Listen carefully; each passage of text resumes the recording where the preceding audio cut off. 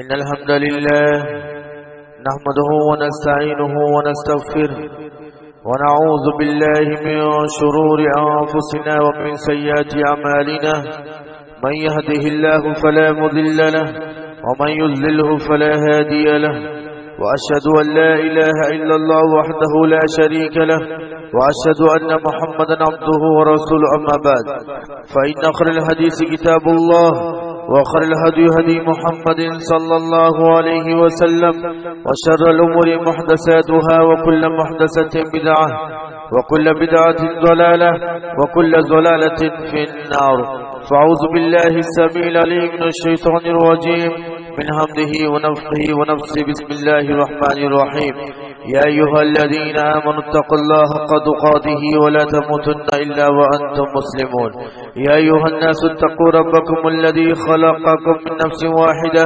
وخلق منها زوجها وبث منهما رجالا كثيرا ونساء واتقوا الله الذي تساءلون به والأرحام إن الله كان عليكم رقيبا يا أيها الذين آمنوا اتقوا الله وقولوا قولا سديدا يصلح لكم أعمالكم ويغفر لكم ذنوبكم ومن يطع الله ورسوله فقد فاز فوزا عظيما أما بعد أعوذ بالله من الشيطان الرجيم بسم الله الرحمن الرحيم ولقد خلقنا الإنسان ونعلم ما توسوس به نفسه ونحن أقرب إليه من حبل الوريد إذ يتلقى المتلقيان عن اليمين وعن الشمال قعيد ما يلفظ من قول إلا لديه رقيب عتيد وجاء سكرة الموت بالحق ذلك ما كنت منه تحيد ونفخ في الصور ذلك يوم الوعيد وجاءت كل نفس معها سائق وشهيد لقد كنت في غفلة من هذا فكشفنا عنك غطاءك فبصرك اليوم حديد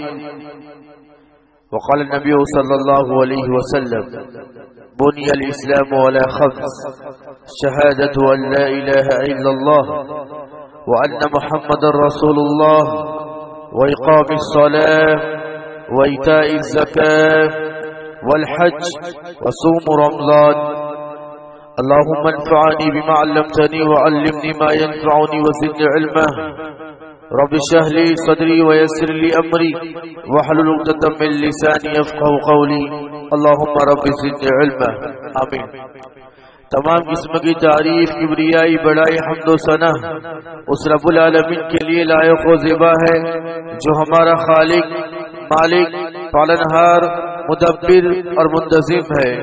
انگنت درود و سلام ہو تمام انبیاء کی ذات بابرکت پر، بالخصوص آخری نبی جناب محمد رسول اللہ صلی اللہ علیہ وسلم کی ذات گرامی پر، جن کی محنتوں کوششوں اور کاوشوں کی وجہ سے آج ہم لوگ اسلام کے سائے میں زندگی بسر کر رہے ہیں صلی اللہ علیہ وسلم۔ پیارے بزرگوں اور جوان ساتھیوں، پیارے بچوں اور خواتین ملت، آج کی جمعہ خطبہ میں اب لوگوں کے سامنے جس موضوع کو لے کر کھڑا ہوا ہوں وہ موضوع ہے کچھ ایسے اعمال جس کی وجہ سے آپ کو، جس کے کرنے کی وجہ سے حج کا ثواب ملتا ہے۔ قرآن اور حدیث سے ایسے ثابت اعمال میں آپ کے سامنے کچھ بیان کروں گا۔ یہ آپ جانتے ہیں اسلام کی بنیاد 5 چیزوں پر ہے۔ صحیح حدیثوں کے اندر آپ صلی اللہ علیہ وسلم نے فرمایا بنی الاسلام علی 5، اسلام کی بنیاد اللہ تعالیٰ نے 5 چیزوں پر رکھی ہے۔ ایک مسلمان، ایک مومن پر 5 چیزیں فرض کی گئی ہے۔ شہادت ان لا الہ الا اللہ وان محمد رسول اللہ، سب سے پہلی چیز توحید ہے۔ ایک مسلمان مومن اللہ تعالیٰ کے الہ ہونے کی گواہی دے، اللہ تعالیٰ کے معبود ہونے کی گواہی دے، اور یہ بھی گواہی دے کہ محمد صلی اللہ علیہ وسلم یہ پیغمبر ہے، یہ بندے اللہ تعالیٰ کے بندے اور پیغمبر اور رسول ہے، اس بات کی گواہی دے۔ دوسری بات اللہ آپ صلی اللہ علیہ وسلم نے فرمائی، دوسری بنیاد جو ایک مسلمان کی ہے وہ یہ اقام الصلاۃ، نماز قائم کرنا۔ تیسری چیز ہے ایتاء الزکاۃ، زکوٰۃ ادا کرنا۔ چوتھی چیز ہے وصوم رمضان، رمضان کے روزے رکھنا۔ اور پانچویں چیز جو اس حدیث کے اندر بیان کی گئی ہے وہ ہے حج کرنا۔ لیکن آپ جانتے ہیں حدیثوں کے اندر آپ صلی اللہ علیہ وسلم نے حج کے ذکر کے بعد ایک الفاظ کہا ہے، من استطاع الیہ سبیلا، جو اس تک پہنچنے کی طاقت رکھتا ہے، جو क्षमता رکھتا ہے، جس کو اللہ تعالیٰ نے مال دیا ہوا ہے، جس کو اللہ تعالیٰ نے علم دیا ہوا ہے، جو بیت اللہ جانے اور وہاں جا کر واپس آنے کی طاقت رکھتا ہے، اس کے لیے اب صلی اللہ علیہ وسلم نے حج کو فرض کیا ہے۔ اب میرے بھائیوں، آپ جانتے ہیں حج کرنا سب کے بس کی بات نہیں ہے۔ اللہ تعالیٰ کی حکمت سے اللہ تعالیٰ نے ہر ایک کو مال دیا ہے، مال نہیں دیا ہے۔ ہر کوئی وہاں پر جا نہیں سکتا ہے، ہر کوئی وہاں پر حج نہیں کر سکتا ہے، لیکن ہاں ایک مومن اور مسلمان کے دل میں خواہش ہوتی ہے، ایک مومن اور مسلمان کی اچھا ہوتی ہے کہ زندگی کے اندر وہ اپنی دعاؤں کے اندر اللہ تعالیٰ سے دعائیں مانگتا رہتا ہے، دعائیں کرتا رہتا ہے۔ اللہ تعالیٰ موت آنے سے پہلے زندگی جو تو نے نصیب فرمائی ہے، اپنی زندگی کے اندر ایک مرتبہ حج جیسی بڑی عبادت میری نصیب میں لکھ دے، میں حج کر۔ یہ ہر مسلمان کی خواہش ہوتی ہے، اور کیوں نہ ہو میرے بھائیو، بہت بڑی بات ہے یہ۔ کوئی حج نہیں کر سکتا ہے۔ میں آپ کے سامنے کچھ ایسے عمل بیان کروں گا، وہ عمل کر کے آپ کم سے کم حج کا ثواب تو لے سکتے ہیں۔ بہت بڑا ثواب ہے حج کا، بہت بڑا ثواب ہے۔ ایک معمولی سا ثواب آپ کے سامنے بیان کروں کہ اللہ کے رسول صلی اللہ علیہ وسلم نے فرمایا، آج اتراؤ بچے نے سائٹ پر بھی آ گیا۔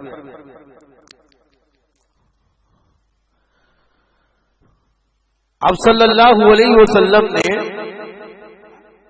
ایک حدیث کے اندر، صحیح حدیث کے اندر فرمایا کہ جو حج کو مناسک کو زبردست طریقے سے ادا کر لیتا ہے، حدیث کی سمجھوتی آپ کے سامنے بیان کر رہا ہوں، جو حج کو مناسک، جو بھی حج کے مناسک ہوتے ہیں، جو بھی طریقہ ہوتا ہے، اگر ایک مسلمان حج کو مکمل طریقے سے ادا کر لیتا ہے، حج مبرور کہا گیا، تو گویا کہ وہ ابھی ماں کے پیٹ سے نکلا ہے، ایک بھی گناہ اس کے اوپر رہتا نہیں ہے، پورا صاف ستھرا ہو کر وہ انسان واپس آتا ہے۔ بہت بڑا ثواب ہے۔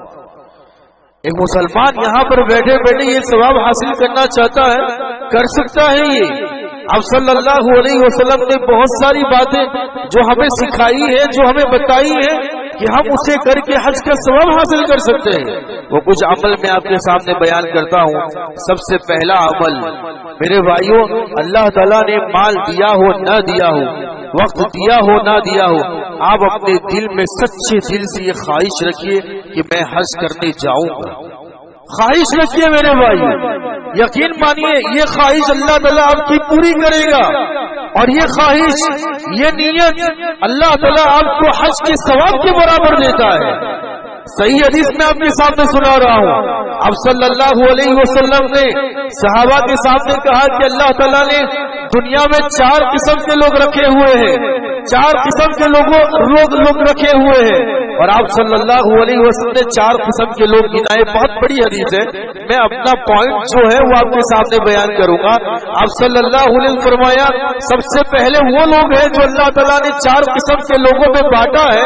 سب سے پہلے وہ لوگ ہیں جن کو اللہ تعالیٰ نے مال بھی دیا ہے، جن کو اللہ تعالیٰ نے علم بھی دیا ہے، علم یعنی علم دین دیا ہوا ہے، مال بھی دیا ہے اور علم بھی دیا ہے۔ بہت بڑی بات ہے۔ اور مال اور علم کے ساتھ وہ لوگ اللہ تعالیٰ کے راستے میں خرچ کرتے ہیں، صلہ رحمی کرتے ہیں، اور اپنا اللہ تعالیٰ کا حق ادا کرتے ہیں، حج کرتے ہیں۔ یہ سب سے اونچے درجے والے ہوتے ہیں جن کو اللہ تعالیٰ نے مال دیا ہے، علم دیا ہے، اور ان کا صحیح استعمال کرتے ہیں، یہ سب سے اونچے درجے والے ہوتے ہیں۔ دوسرے نمبر پہ اللہ کے رسول نے فرمایا، دوسرے نمبر پہ وہ لوگ ہیں جن کو اللہ تعالیٰ نے مال نہیں دیا ہے، صرف علم دیا ہے، وہ اچھا رکھتے ہیں، وہ خواہش رکھتے ہیں۔ جب وہ پہلے درجے والے کو دیکھتے ہیں کہ وہ اپنا مال اللہ تعالیٰ کے راستے میں خرچ کرتے ہیں، تو یہ تو دوسرے درجے والے ہوتے ہیں، ان کے دل میں یہ خواہش ہوتی ہے کہ اللہ تعالیٰ کاش کہ مجھے مال دیا ہوتا تو میں بھی حج کر لیتا، میں بھی تیرے راستے میں خرچ کر لیتا، میں بھی ایسے جیسے یہ بندہ تیرے راستے میں خرچ کر رہا ہے، صلہ رحمی کر رہا ہے، مسجد اور مدرسے میں خرچ کر رہا ہے، اللہ تعالیٰ میں بھی خرچ کرتا۔ یہ دوسرے نمبر والا جو ہوتا ہے وہ دل میں خواہش کرتا ہے۔ اب صلی اللہ علیہ وسلم فرماتے ہیں اللہ تعالیٰ اس کو اس کے برابر بدلہ دیتا ہے۔ اس کے برابر جو بھی نیت وہ کرتا ہے اللہ تعالیٰ اس کے برابر بدلہ دے دیتا ہے.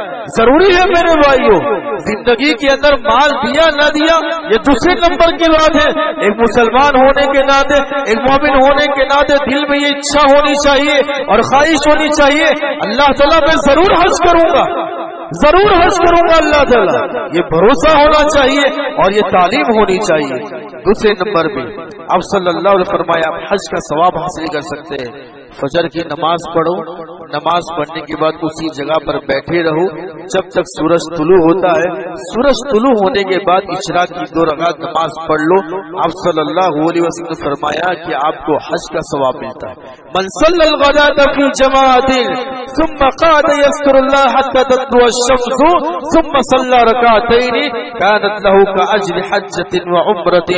آپ صلی اللہ علیہ وسلم نے فرمایا جو فجر کی نماز جماعت کے ساتھ پڑھتا ہے اور جماعت کے ساتھ پڑھنے کے بعد اسی جگہ پر اللہ کا ذکر کرتے ہوئے بیٹھے رہتا ہے اور وہ ذکر میں مشغول ہوتا ہے سورج طلوع ہو جاتا ہے اور سورج طلوع ہونے کے بعد وہ اشراق کی 2 رکعت نماز پڑھ لیتا ہے. کانت لہو کاجر حجۃ وعمرۃ. اللہ کے رسول نے فرمایا ایسے بندے کے لیے اللہ تعالی حج اور عمرے کا ثواب اس کے نامہ اعمال میں لکھ دیتا ہے. بیٹھو میرے بھائی، نماز کی پابندی کرو، اشراق کی نماز پڑھو، بہت بڑی بات. تیسرا عمل جس کے بارے میں اللہ کے رسول نے فرمایا جو جماعت نماز پڑھنے کے لیے جماعت کے ساتھ نماز پڑھنے کے لیے گھر سے وضو کر کے نکلتا ہے اسے اللہ تعالی حج کا ثواب نہیں دیتا ہے. من خرج من بیتہ متطہرا الی صلاۃ مکتوبۃ. اللہ کے رسول نے فرمایا جو انسان گھر سے پاکی حاصل کرتے ہوئے یعنی وضو کر کے گھر سے ہی وضو کر لو آپ، اور وضو کرنے کے بعد آپ پیدل چل کر مسجد میں آؤ. آپ کا مقصد جماعت کے ساتھ نماز پڑھنا ہونا چاہیے. نماز پڑھتا ہے وہ انسان جماعت کے ساتھ نماز پڑھتا ہے، خشوع اور خضوع کے ساتھ نماز پڑھتا ہے. اللہ کے رسول نے فرمایا فہی کحجۃ وعمرۃ. اللہ کے رسول نے فرمایا ایسے بندے کو اللہ تعالی حج کا ثواب لکھ دیتا ہے. بہت بڑی بات ہے. آپ کو گھر سے وضو کر کے آنا ہوتا ہے، اس کی شرط لگائی گئی. چوتھا عمل اللہ کے رسول نے فرمایا مسجدوں کے اندر علمی مجلسیں ہوتی ہیں. یہ الگ بات ہے، ہماری مساجد میں یہ مجلسیں نہیں ہوتی ہے. افسوس کے ساتھ کہنا پڑتا ہے صرف ہم لوگوں نے مسجد میں نماز پڑھنے کو ہی کافی سمجھ لیا ہے.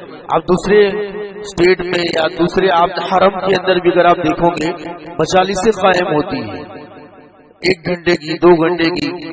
نوجوانوں کو جمع کرتے ہیں، پاکی صفائی کی آداب، عقیدے کی بات، قرآن سکھانا. یہاں پر تو ماشاءاللہ قرآن سکھایا جاتا ہے، اسے علمی مجلسیں کہتے ہیں.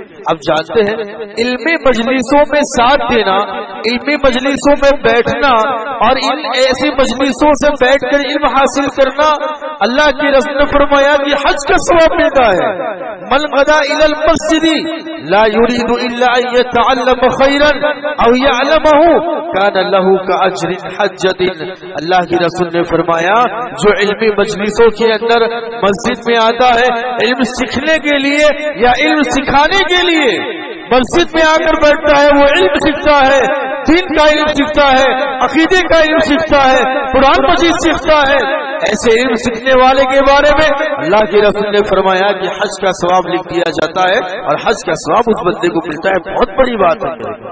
آئیے فائدہ اٹھائیے، علمی مجلس سے قائم کیجیے اور اس میں حصہ لیجیے، یہ آپ کو حج کا ثواب دیں گی. نمبر 5 نماز کے بعد معمولی طور پر 33 مرتبہ سبحان اللہ، 33 مرتبہ الحمدللہ اور 33 مرتبہ اللہ اکبر یہ پڑھ لینے سے حج کا ثواب ملتا ہے. نماز پڑھ لیے فٹافٹ نکل جاتا ہے. یہ کیا طریقہ ہوا؟ حج کا ثواب ملتا ہے.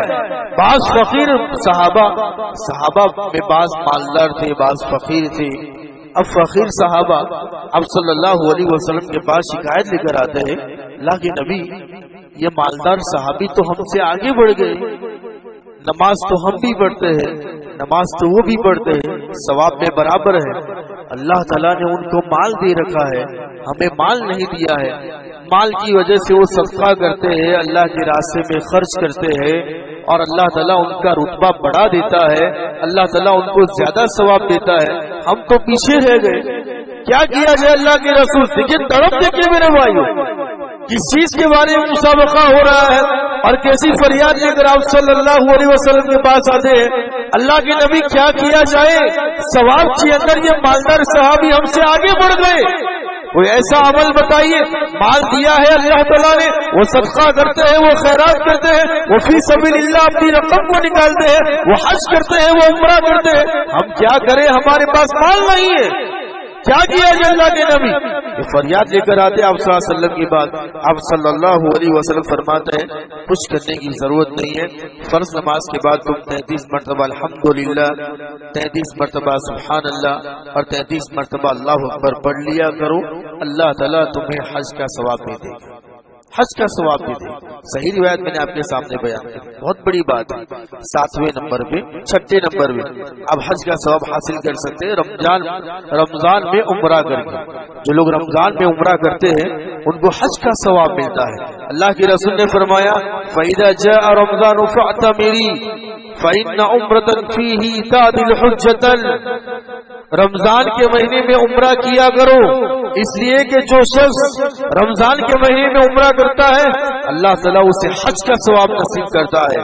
ایک مرتبہ آپ صلی اللہ علیہ وسلم مدینے سے حج کے لیے روانہ ہونے کا ارادہ کرتے ہیں، اعلان کرتے ہیں صحابہ میں حج کے لیے جا رہا ہوں. ایک صحابی کی بیوی ضد کرتی ہے، ایک صحابی کی بیوی ضد کرتی ہے میں اللہ کے رسول کے ساتھ حج کرنا چاہتی ہوں، میرے لیے سواری کا بندوبست کرو، میرے لیے سادے راہ تیار کرو، میں مکہ جا کر اور آپ صلی اللہ علیہ وسلم کے ساتھ حج کرنا چاہتی ہوں. وہ صحابی پریشان ہو جاتے ہیں، غریب صحابی تھے، نہیں کر سکتے ہیں. اب وہاں پر بیوی ڈیمانڈ کر رہی ہے، نہیں کر سکتے. فوراً آپ صلی اللہ علیہ وسلم کے پاس آتے ہیں.